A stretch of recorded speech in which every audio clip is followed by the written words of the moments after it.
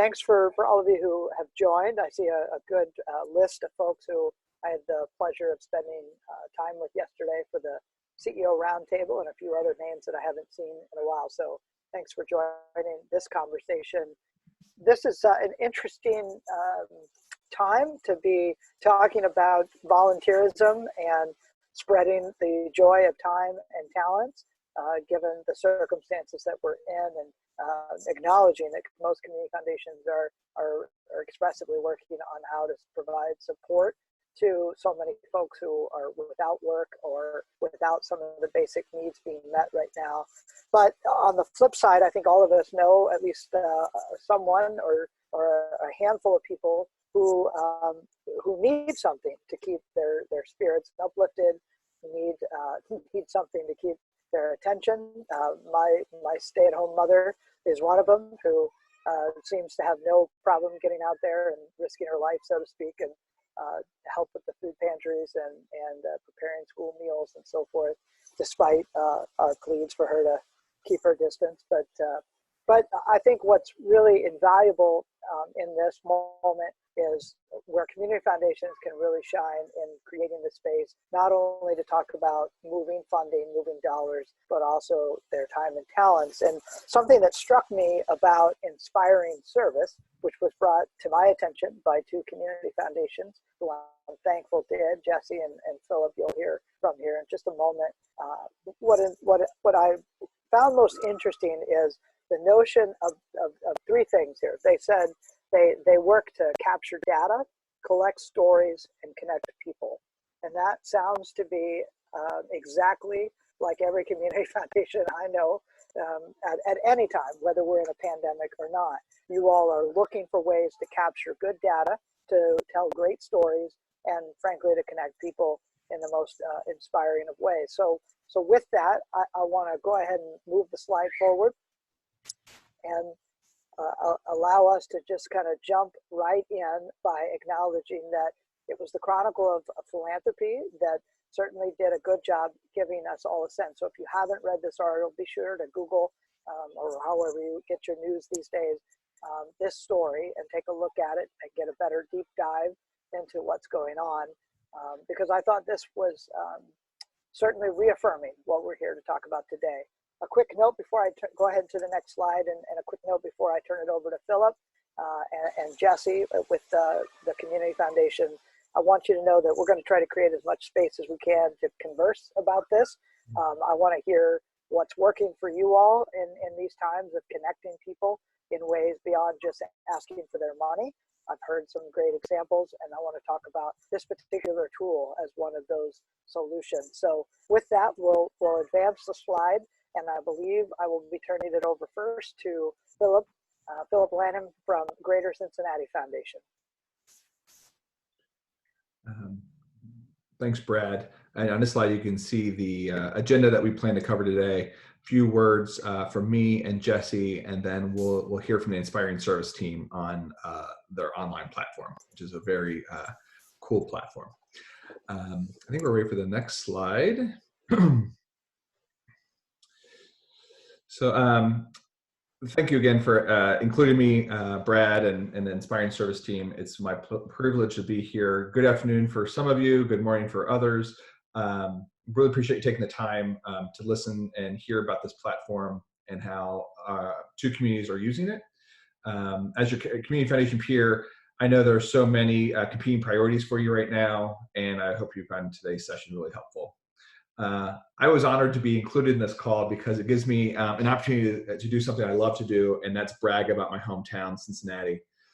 This platform was created here and developed by a wicked smart philanthropist, Craig Young, and his team, who's also wicked smart.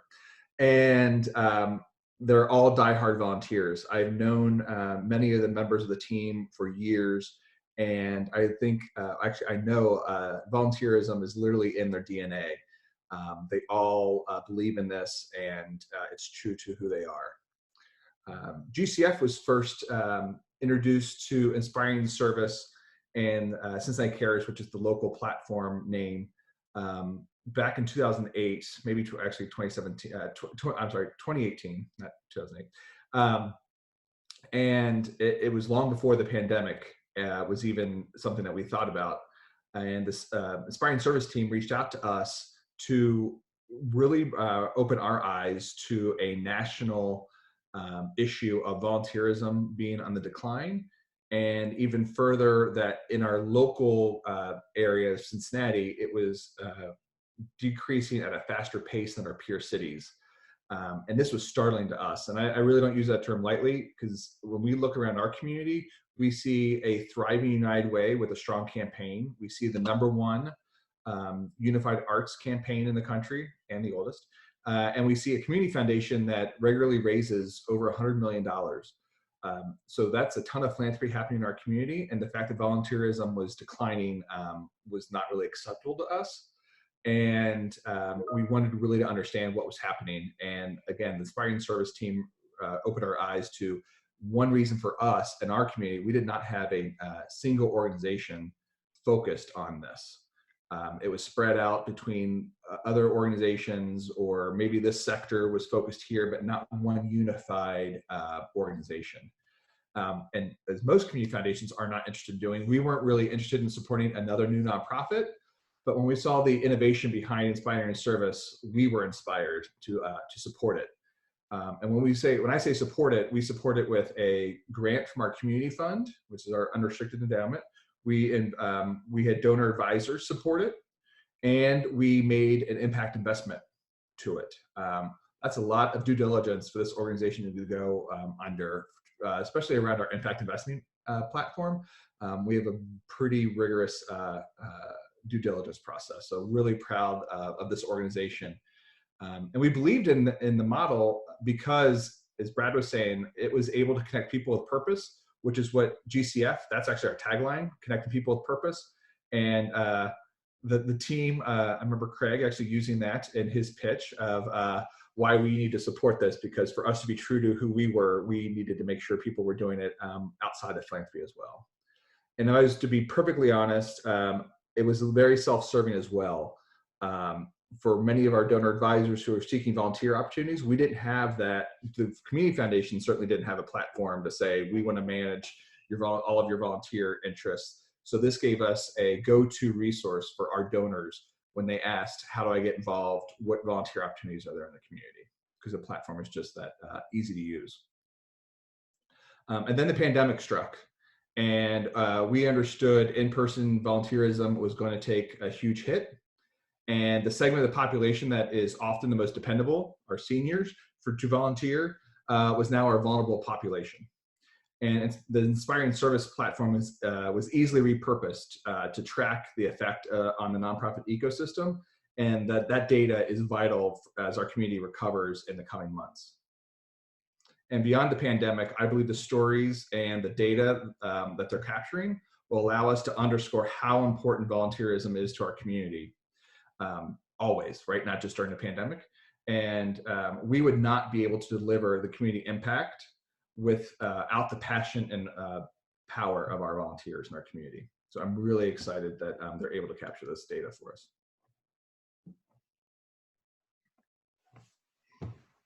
So Philip, I believe we're going to shift over to Jesse down in Tampa Bay and let him jump in. I first must say that I am slightly disappointed that Jesse didn't, bear his tropical wear, to bring a little Florida sunshine to the rest of us who maybe are not enjoying that. But nonetheless, I'm very pleased to allow Jesse to share a bit of context around his foundation's involvement with Inspiring Service. So, Jesse? So, Brad, next time I'll have to wear my more colorful shirt, but I actually do see you have a palm tree behind you there where you're at. So, that feels more like home as I'm looking out my window here and see all of the palms that we have out in the yard. But I thought I'd be a little bit more dressed up for this call. I'm very glad to get the chance to talk to some of my colleagues from around the country. I know how important our work is and how difficult it is normally, not to mention right now during this crisis, and how we're all working really hard to address those needs in the community at a pace that many of us have never even experienced before. So we were like a lot of community foundations when this first occurred. We immediately figured out ways to change our funding models, our funding structures, and try to get dollars immediately out in the community. We even essentially postponed the completion of our annual cycle, and we were at the finalist stage, and took those dollars and moved them into a fund. I know a lot of us established funds to help draw some of that funding in the community, called the Tampa Bay Rapid Response Fund. We then worked really hard to capture all of the needs of the nonprofit. We actually created a public-facing list where we can actually show specific, 7-item requests from the community. I think now there's almost 450 requests on there, and I think we're up to about $19 million in requests. So, we did a lot of stuff on the front end. And it was our local chapter of our social venture partners, our SVP Tampa Bay, that came to us and told us a little bit about the work Inspiring Services was doing, and reflected a lot of the work that had been done as part of Cincinnati Cares. So that was really my first exposure to it. We had done a lot of work on a system that was capturing direct financial needs for projects. So at first we were like, is this the same? Is this different? What does this look like? But I was very, very appreciative of seeing the product on that call with Doug and the team, and realizing it was very different. While it does address some immediate needs, what I think of the power of the system for right now and through our next few months of recovery is really capturing information and capturing those stories. We were doing work to capture dollar requests. This is an opportunity to get that qualitative information, that stories, while at the same time aggregating these needs across dollars that are lost. We know a lot of our nonprofits were in the season where philanthropists spend a lot of time going to lunches and eating chicken and giving dollars. And a lot of that is lost right now on many of our nonprofits in the community because of the situation we're in. So this helps capture some of those dollars. And on the front page of the site that you'll see in a little while actually shows that overall dollar amount for the entire community, as well as captures some of those volunteer hours that Philip was talking about and quantifies them to dollars that would be a result of that as well. And I think, this helps us from a policy perspective, because we don't have that kind of general information across our community that we're able to quickly tabulate and use when we're trying to make those arguments for the payroll protection program and why not the nonprofit component is so important on that. When we can take some of those dollars and impact that from an advocacy standpoint to get dollars rerouted, this system allows us to do that very quickly, while at the same time encouraging nonprofits to tell their stories and allowing potential donors and philanthropists to see those stories and connect individually with nonprofits. So we immediately saw this is a great companion piece for the work that we're already doing in the community, and we're able to make those connections. The other thing that was very apparent to us on the front end is, and Philip mentioned a little bit, this wasn't what this tool was originally created for. It was modified to address the crisis we're in.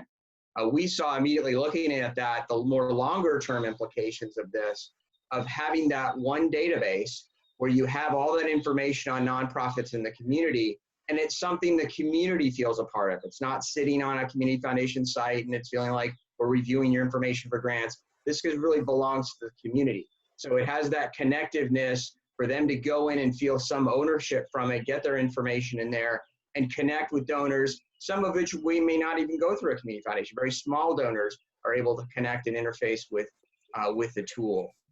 So we were very pleased to help work with our local SVP, which is actually a fund at the Community Foundation here in Tampa Bay, and work with them to help them stand that up, share data and information with them, and appreciate the work Doug and his team did, because it was literally, I think, less than a week after I saw that first webinar to explore on what that looked like with some of the SVPs from around the country, that we were able to stand up our Tampa Bay version and begin putting information there about nonprofits and connecting with nonprofits and getting some of that information together. So Doug, thank for your team's work on this, because I think this is a great tool that really complements a lot of the work that we're doing as community foundations within our own communities.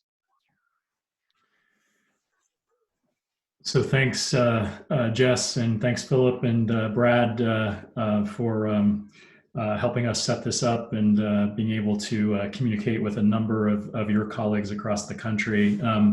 Philip obviously referred to Craig Young, so just want to acknowledge that Craig, our founder, is here with us. He is Vanessa Mosley on our team is with us as well.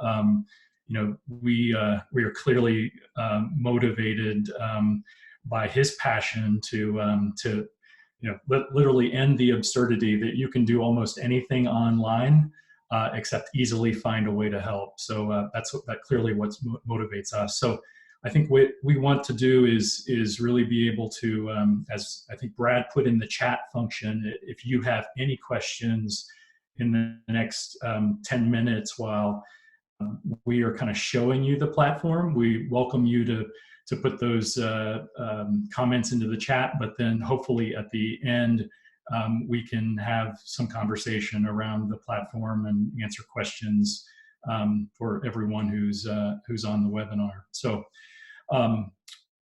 let me go ahead and dive right in. And again, for any organization, any of the foundations involved, we are happy to schedule a deeper dive and look into the platform with you. We didn't want to take that time today to go through the rudiments and the details. But if you are interested in this platform for your community, we're happy to follow up with you afterwards. So next slide. Really is the front page of this, and go ahead and go to the next slide, which fills in the purpose, which is discovering where and how you can help now. And as you can see, front and center, you can do search, you can donate. It tells you the impact that COVID is having in your community. In every community, the branded URL can be what the community wants it to be. So for instance, as we're talking to a community like Charlottesville, they call themselves Seville. So their site is going to be sevillecares.org. Obviously in Cincinnati, it's cincinnaticares.org, but in other communities, it's something else. Tampa Bay, it's something else. In Cleveland, it's something else. So it's really can be branded to what makes sense in a community. The next slide. This tool really is about us being able to create a tool that can work in every single community. And what this map shows you is where we have some work going on. So the green is where we have sites already up and running. So from San Antonio to, you see, Tampa, Cleveland, Los Angeles, Boston. The sites that are in blue are in states where we have the site under construction. So we're already working with either the Service Commission or another leader in that state to stand up the site there. In the orange is where we have talked to leaders, and there's some interest already. So if you are in one of those, obviously, we would love to have you join us in that conversation. The purple is where we have had some initial conversations. So I know there's representatives from all parts of the country on this webinar, but we'd again welcome, whether you're represented on this map or not, we'd welcome the opportunity to kind of begin that conversation with you in your community.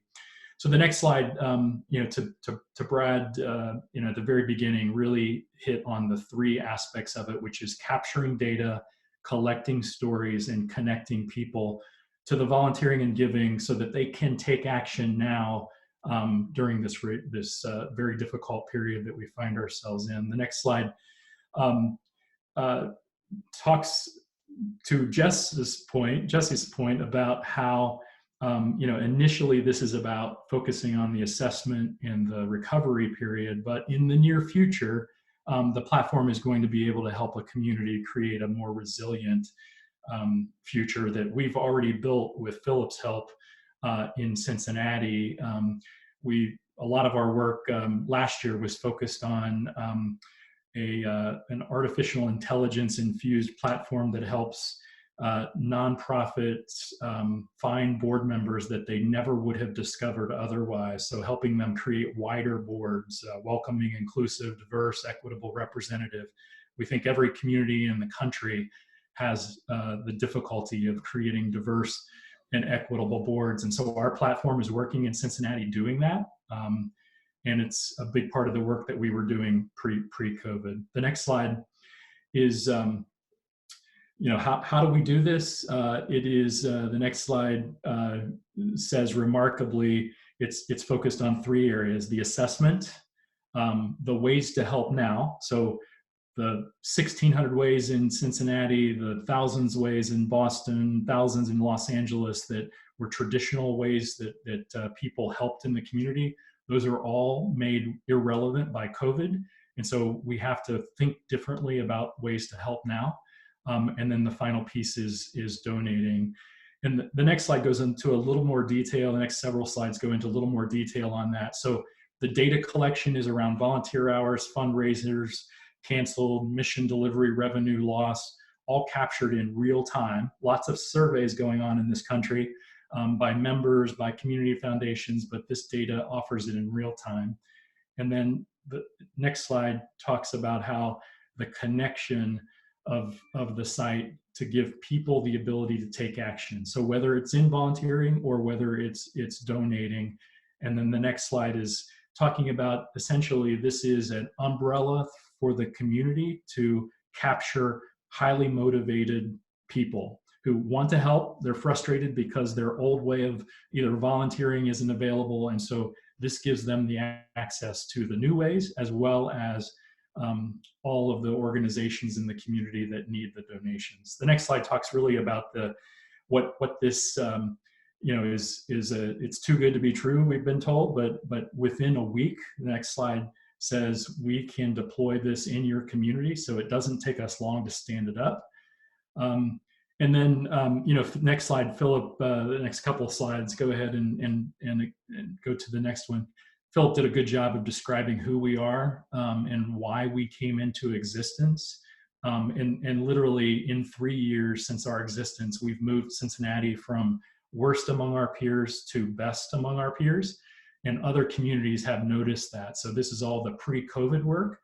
And then we obviously got very early looks at people coming to our websites in February across our platforms, but they weren't taking action. And so we knew something was happening, and that allowed us to quickly pivot, overused word I know in these times, to be able to add the stories and add the data collection and really make our platform usable to a community in the recovery process until we get back to whatever that new normal is. The next slide. Hey, Doug. Yes. Before you kind of jump into some of the features and the specifics, Carla Roberts, who's with us from Fremont up in Michigan, raised the question, and I think it would be helpful.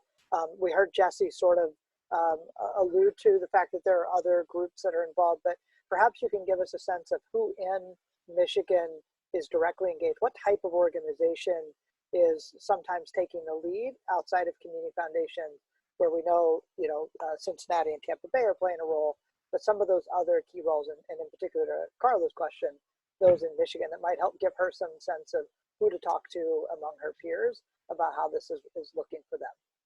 Absolutely. So in Michigan specifically, Jenna Holmes, the leader of the Michigan Service Commission, is who we're working with there. We've had a long relationship with Jenna, and now is the time for her, in her opinion, to be able to bring this to the people of Michigan. And so I know she is interested in hearing from community partners all across the state about how they would put this into play. So hopefully that answers the specific question about Michigan. But happy to go into more detail. I mean, one of the things that we have found is that, and we'll talk about this, is people want to help in near where they live and where they work. But in this COVID recovery, states play a very, very important role in leading a state recovery, whether it's in business or in the nonprofit sector. And so I think Jenna recognizes that and is taking that leadership right now in the state of Michigan. So the next slide, important notes to say what this system is not, what this platform is not. It is not a donor portal. We connect people to existing donor portals. So we do not want to get into the money collection business. And then equally, this is not a volunteer management system. So many volunteer management, like the donor portals, probably exist in every community across the country, but that's not what this is. The next slide talks, point 3 is about the new ways to help now are in many communities hidden or even don't exist. And so this platform helps create those in this COVID recovery period.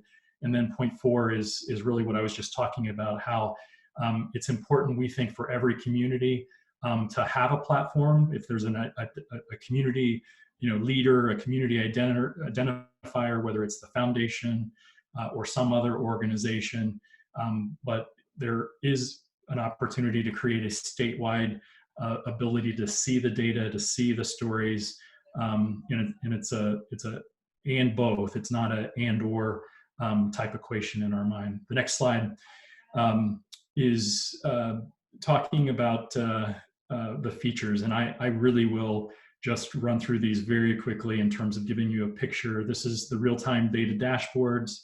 The next slide talks about the analytics that you can use the platform for in terms of looking at what sectors are being impacted by COVID, and the data is telling us what is being impacted. The next slide talks about how this is a story repository that probably doesn't exist in most communities and can be a rich context for the nonprofit organizations about how the data is impacting them. The next slide gives an example of how easy it is for this site to integrate originally new content around COVID ways to help, but also can bring in other sources. So if the United Way, if a volunteer center has that data, this site can integrate that. And the next slide shows that even deeply, that United Way is a partner in many of our communities. And so United Way could have a slider that essentially focuses on their partners. The next slide is talking about a single sponsor. So this is in Cleveland. SVP was the organization like Tampa that stood up and said, we want to do this. In Cleveland, uniquely got almost everybody in town engaged before they began. So 4 volunteer centers, the big community foundation, the statewide philanthropy organization, the leadership center. So they made this a everybody is in, and that obviously has created some phenomenal success in Cleveland. I have to say Tampa Bay has had phenomenal success, and it's 2 mighty partners, the Community Foundation and SVP. So it's not a recipe, you have to do one or the other, and I'll show you another slide that kind of demonstrates that. The supporter, so SVP, Cleveland, in some communities it's the United Way. The amount of time the sponsor has to spend on this, because we've made it easy, is limited. So we know everybody's time is exhausted by COVID repair and relief, but we're not making it harder for you, we're making it easier. The next slide really shows in every community it's a different. So in Los Angeles, the mayor's office, in Boston it's a consortium, in San Antonio, United Way has taken the lead. So it shows that we are willing to dance with anybody in a community. This is not a competitive issue, it is really about making your community better.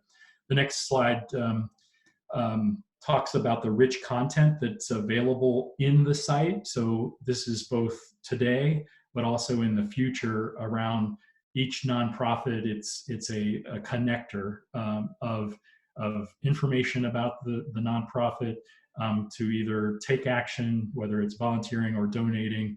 And then clearly the COVID stories dominate right now. Next slide looks at the detailed data. So there's at least 10 things that we ask every community, every nonprofit.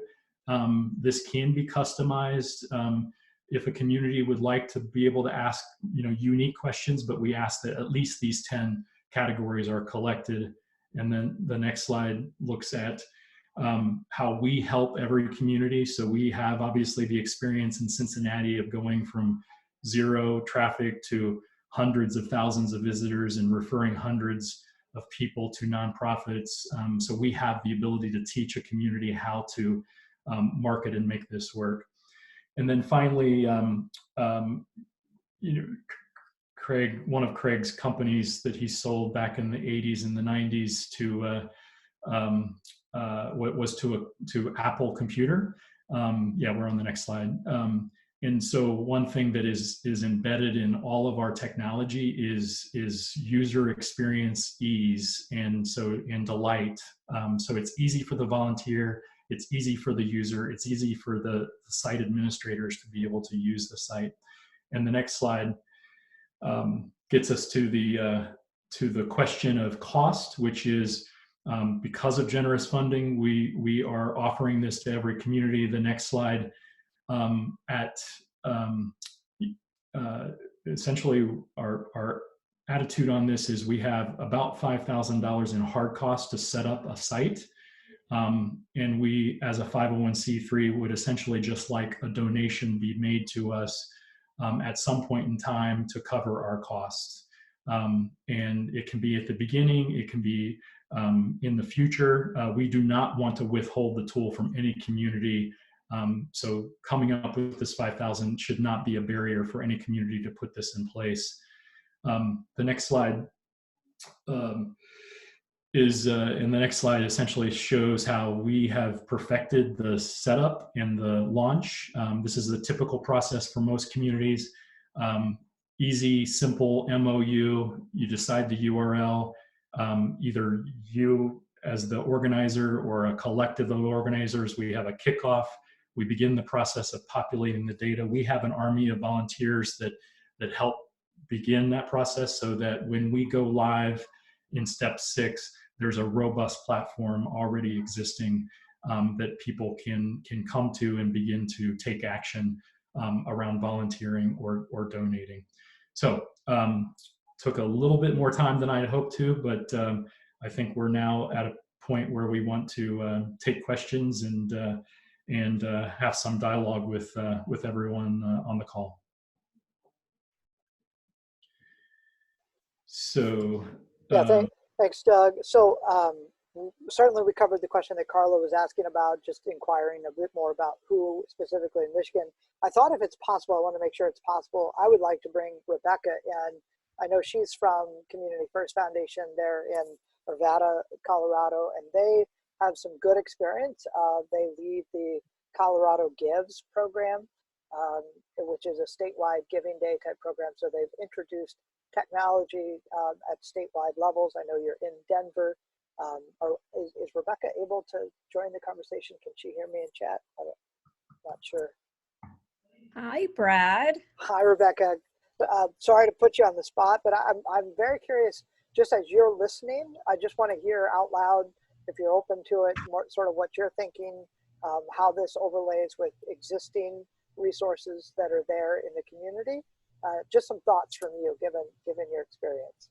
Yeah, I have to admit, I joined about 15 minutes late, so I missed the first 15 minutes of the presentation. So I'm trying to catch up quickly, but I mean, just off the top of my head, Brad, like, the online giving platform that Community First Foundation has, we have over 2,600 nonprofits that are in desperate need of support in any way that they can receive, and look to Community First Foundation to be a conduit to other resources. So I see some possible alignment, and it's super exciting, and I'd love to learn a little bit more about the program. So good. I'm glad that I hopped on to the webinar to learn more about this, Brad. Good. Well, thank you, Rebecca. Certainly, your experience set would be valuable. What you've learned at Community First Foundation and rolling out these types of programs gives you a little bit of a head start, maybe from those. But I'm confident that Doug and his team are very good at helping navigate any of the potential that could come up in thinking this through. It might be good, Doug, just to hear, where are some of the communities that you've had some traction, but it hasn't solidified. Maybe some of the folks that are on the call with us, through their peer networks, can just make introductions or at least flag for those community foundations what they're learning. Yeah, and Brad, I'm sorry. I have been familiar with Colorado Gives. Really think they do a wonderful job.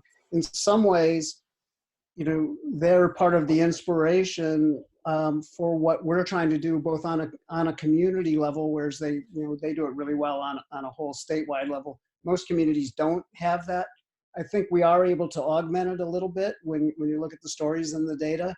And I think there could be very strong alignment, but they are one of the models that we've looked at and said, that is a great thing for people to be doing for their constituent nonprofits.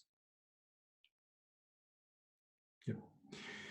So, and one thing that I know we've done in every one of our communities is linked campaigns and broad community funds that have been created. So, in Tampa and Cincinnati and every, San Antonio, every one of those, there's been a COVID response fund created. And so the tool is able to point people to that as a regular part of the process. And this, the same thing could happen, with any statewide, giving platforms that exist. This tool can drive that highly motivated traffic, to all corners of wherever. We clearly have mentioned Michigan and the work that we're doing there. We have Palm Beach. I believe some folks from Palm Beach were going to be on the call, and so we just had a conversation with the nonprofit center in Palm Beach this morning. So I know there's some great interest on their behalf. I know there were some other places, Naples, we have not had any activity. So, literally, if you didn't see it on that map, and we're actually happy to share this deck with everyone following, so that you can actually look at the map and see whether or not you're on it, and willing to enter into conversations with you about, who or if not you, who should be the leader in your community. So. Doug, would it be safe to also just spend just a few minutes talking about, I know that this is designed right now to really think about the pandemic, but this was a tool that was very helpful and very useful and fully engaged before the pandemic, at least in the case of Cincinnati, for example. But in particular, sort of in your mind, some of what this will then lead to when we do emerge from the recovery and we start to see some normalizing in the nonprofit sector, and we shift back to board governance and things like that. I'm just curious your thoughts on how this positions. Absolutely. So, I mean, what this does quickly, because of the COVID crisis, is it creates a comprehensive, so it provides motivation for the nonprofit sector to use a combined platform, to recover from COVID. After COVID, that comprehension still exists for the community to be able to see every sector, every cause in a community, and be able to take action, whether the donate, the continuing to be able to drive traffic to the donate, but also the volunteer opportunities that exist in the community. The uniqueness of this is the geography and the community focus, and and then the ease, the design, making it so that it's completely easy for the prospective volunteer, the person who's interested in motivating and helping my community. That's the core of it, and so that will continue to exist. And then as a community continues to build its resiliency, we know that there may be more pandemics coming down the pike, and so we have to get prepared as a sector for these kinds of disruptions. I mean, the education field is probably going to be disrupted for a lot longer period of time than any of us would like. And so how do we build the muscles of these organizations to be able to engage volunteers? We are a service enterprise, so we believe highly in the principles of 3 out of 4 nonprofits engage volunteers, but only 1 out of 4 engage volunteers well. And so creating the muscles for nonprofits to be able to engage volunteers. Our platforms do that at the board level, at the skills level, and help companies be able to do that in a much more efficient and technology-focused way, because technology, as we all know, technology has created new norms for us, and those norms are going to continue whether there's a pandemic going on or not. Hopefully that helps. It's been said a few times, but I just want to reiterate, your own nonprofit status. I think that it's really great, to Phillip, Jesse, thank you for investing not only in a really good product for the community, but also finding it and aligning it with the nonprofit sector. And it's great to be seeing Doug and your team. It's great to have this kind of innovation really being driven, not only for the benefit of the sector, but from the sector itself. So thank you for all that you all are doing. Thanks for the tools that you're trying to make available to more communities to put this into action in a time when I think people desperately want and need new forms of connection. So I think what I'm attempting to do, if it sounds fair, we'll try to wrap up. I'm not seeing other questions, but I do want to give one last opportunity. If there are questions, looks like maybe there might be one popping up now. Gary Buttersworth from Pikes Peak, Colorado. He was asking if we've seen other communities request and receive data in a way that makes the data real time. Certainly, Gary, if you want to explain, you can come on. But for Doug, for Craig, any of you, does that any thoughts on that?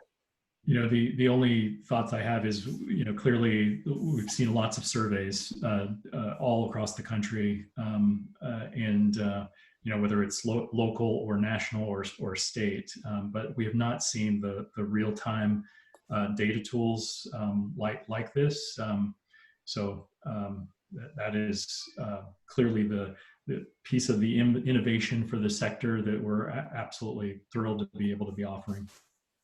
One of the things we're going to be able to see, Brad, is how people's understanding of the impact changes over time. So there's the initial expectation of loss, and then, okay, we thought we were going to lose all the $40,000 from our big event. Well, we were able to do that virtually, and we were able to get 15,000. So we really lost 25. So I think one of the keys is we're going to be able to see the arc over time of, in this area, maybe it didn't hurt us as bad as we initially thought. In this area, it hurt us a lot worse. It's going to be a lot longer before we can deliver those programs again or whatever. So I think it's not only having the real time, what does it look like right now, but what did it look like over the experience? And Vanessa, I think you were going to help us out with one of the questions. Is that still the case, or?